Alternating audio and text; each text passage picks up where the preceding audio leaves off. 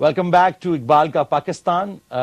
جتنی خوشی کبھی کسی آپ اگر کہیں بیٹھے ہوں اور آپ کو کسی چیز کی تلاش ہو اور آپ کو وہ چیز دور افتادہ کسی جگہ پہ نظر آ رہی ہو, افق کے اس پار آپ دیکھیں کہ میری منزل مجھے دور سے نظر آ رہی ہے اور آپ اس کی طرف چلنا شروع کرتے ہیں, تو آپ کو ایک علیحدہ قسم کی خوشی ہوتی ہے, ایک علیحدہ قسم کا سکون ملتا ہے کہ میرے جو قدم ہیں وہ رائیگان ہی جائیں گے جس منزل میں پہنچنا چاہتا ہوں.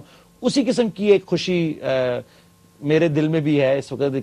عجیب قسم کی کھلبلی مچی ہوئی ہے کہ یہ جو سیلف ڈسکوری اس پوری اقبال کی ڈاکٹرن کے حساب سے جو میری سیلف ڈسکوری ہو رہی ہے, اور اس پروگرام کے توسط سے پورے ملک میں جو لوگ اس چیز کو سمجھنا چاہتے ہیں, میرے خیال سے I think everybody is feeling that, جس کو ایکسٹیٹک, آلموسٹ ایکسٹیٹک. اینڈ اس سے پہلے کہ ہم کسی اور طرف نکل جائیں, ہم حکیم صاحب سے کہیں گے کہ اب یورپ میں جو اقبال پہنچے ہیں وہاں سے شروع کرتے ہیں اور آگے چلتے ہیں. دیکھو علی, یہی بات کہ جس طرح آپ نے کہا نا کہ پروسیس آف سیلف ڈسکوری, جی اقبال ابھی تک اپنے پروسیس آف سیلف ڈسکوری میں ہے. انڈیا کا پیریڈ انہوں نے گزار لیا ہے, 3 سال ان کے یورپ کے آتے ہیں, اور یورپ کے یہ 3 سال اقبال کو علامہ اقبال بناتے ہیں. ایک نوجوان کو جو تلاش کر رہا ہے, اپنی سمت ڈھونڈ رہا ہے, اس میں ایک ریولوشن بلڈ کرتے ہیں, انقلاب لے کر آتے ہیں, اور اس کو اپنی منزلیں, پھر اس کے بعد not even sky is not his limit, he takes off. اور جو ریولوشن اور انقلاب ان کے وجود میں انٹلیکچولی اور روحانی دونوں طور پر جو انقلاب برپا ہوتا ہے وہ حیرت انگیز ہے.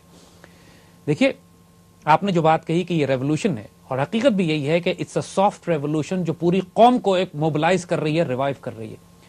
اور جس طرح کے بیک گراؤنڈ سے, جس طرح کے ماحول میں, اور جس طرح کی میڈیا اور انفارمیشن وار میں ہم آج کل بستے ہیں, اپنے زمانے کے لحاظ سر اقبال بھی اسی زمانے میں بسا کرتے تھے. ٹھیک, اس زمانے میں وہی ٹیکنالوجیز تھیں جو اس زمانے کی جدید ترین ٹیکنالوجی تھی. ریڈیو بھی آنا شروع ہو گیا تھا, اخبار بھی نکلا کرتے تھے, کتابیں چھپا کرتی تھیں, جلسے ہوا کرتے تھے, محفلیں, میٹنگز ہوا کرتی تھیں, اور اس قدر طوفان برپا تھا نئی نئی آئیڈیالوجیز کا, جو آج آپ خرافات اور رنگ برنگی آئیڈیالوجیز اور ہر قسم کے ایک نئی آئیڈیالوجی کو اور ایک ازم کو دیکھتے ہیں اپنے آس پاس میں. اس زمانے میں بھی یہی سب کچھ تھا, اور اقبال اور مسلم دنیا کی وہی حالت تھی جو آج کے نوجوان کو مسلم دنیا کی حالت نظر آ رہی ہے. ٹھیک, وہاں بھی مسلمان اپنے آپ کو سروائیو کرانے کے لیے, ریکوری کے لیے, ڈسکوری کے لیے, اور اپنی شناخت تلاش کرنے کے لیے ڈیسپریٹ تھے, کوشش کر رہے تھے. آج کے دور میں بھی پوری مسلمان دنیا اپنی شناخت تلاش کرنے کے لیے, اپنی سمت تلاش کرنے کے لیے کوشش کر رہی ہے. سو اقبال بیکمز ہائیلی ریلیونٹ.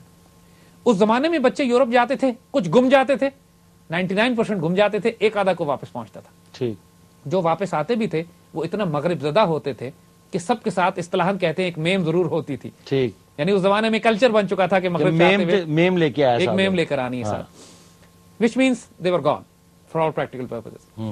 آج کے دور میں بھی بچوں کے ساتھ یہ ایشوز ہیں کہ شناخت تلاش کرتے پھرتے ہیں.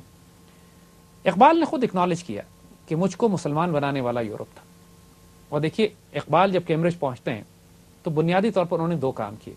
پہلے تو یہ کہ کیمبرج میں داخلہ لیا انہوں نے LLB کا, لائر بننے کے لیے, جو لنکنز ان میں انہوں نے ایڈمیشن لیا اور سارا اس سے اپنے آپ کو گریجویٹ کرانے لگے. دوسری طرف انہوں نے میونخ یونیورسٹی جرمنی میں ایڈمیشن لے لیا, اور فلسفی کے لیے انہوں نے اپنے ڈاکٹریٹ کے لیے اپلیکیشن ڈال دی. سائملٹینیسلی ہو رہی ہے, سائملٹینیسلی 2 یونیورسٹیز میں انہوں نے اپنے آپ کو شامل کر لیا. کیمبرج کے تھرو ہی انہوں نے اپلائی کیا تھا اپرنٹلی, اور میونخ میں بھی ان کو داخلہ مل گیا تھا. یونیورسٹی سے کوئی آپس میں ریلیشن شپ تھا, یو کوڈ ڈو دیٹ. سو اقبال ایک طرف تو LLB لنکنز ان سے کر رہے ہیں, اور ایک طرف میونخ یونیورسٹی سے یہاں لائر بن رہے ہیں, وہاں پہ فلاسفر بن رہے ہیں. ایک تو یہ ڈائمینشنز. اور لندن کی, ان کی یورپ کی جو زندگی ہے اس کے بارے میں بہت زیادہ واقعات نہیں ملتے ہیں, سوائے اس کے کہ جو ان کے دوست سر عبد القادر ان کے ساتھ تھے, یا ان کی ایک اور کولیگ عطیہ فیضی, جن کا نام بہت زیادہ, اور جنہوں نے بہت زیادہ اقبال کے ساتھ ان کی کورسپونڈنس اور خطوط رہے, جن کی وجہ سے اقبال کی زندگی کے بارے میں بہت ساری باتیں عطیہ فیضی کے ذریعے ہم تک پہنچتی ہیں.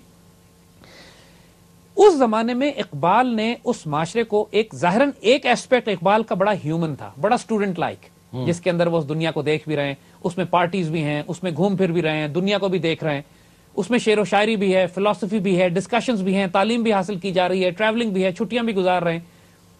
مگر ایک رومانس ایز سچ نہیں.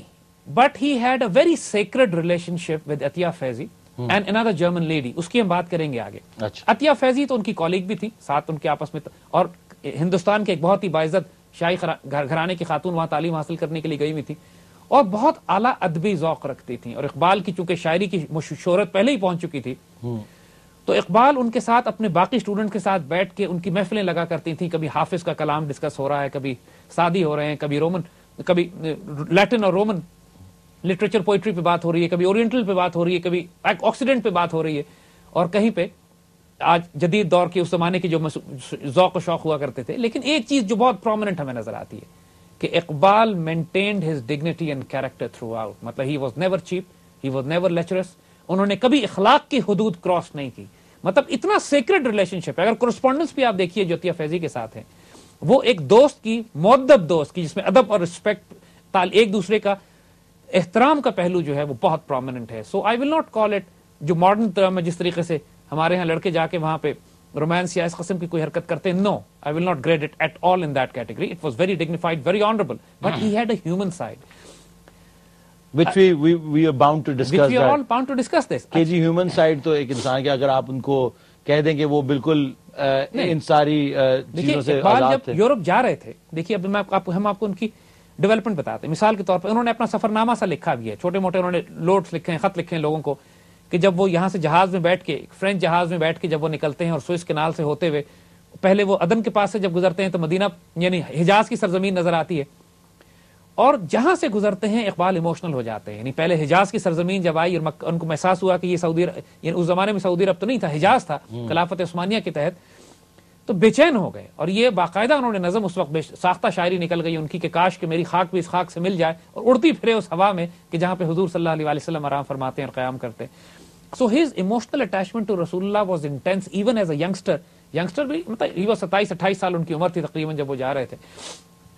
सो जब वो, और फिर उन्होंने सारा वो अपना सफरनामा कि जब वो उस जहाज से गुजर के स्विस से गुजर के जाते हैं और फिर अल्टीमेटली उससे इटली के पास से गुजरते हैं, तो इटली में उस वक्त नेशनलिस्ट मूवमेंट बड़ी बिल्ड हो रही होती है. तो वो उस नेशनलिस्ट मूवमेंट को सपोर्ट में भी एक दो शेर कह देते हैं कि तुम अपनी शनाख्त के लिए, आइडेंटिटी के लिए, आइडियोलॉजी के लिए एक नेशनलिस्ट मूवमेंट है. क्योंकि इकबाल, जैसे अर्ज किया ना कि एक इंडियन नेशनलिज्म का भी कॉन्सेप्ट था, एक तरफ ये कॉन्सेप्ट था कि हम अपने आप को शनाख्त भी अपनी मेंटेन करके रखेंगे जी, मगर with in himself he was a pan Islamic and he was a mistake.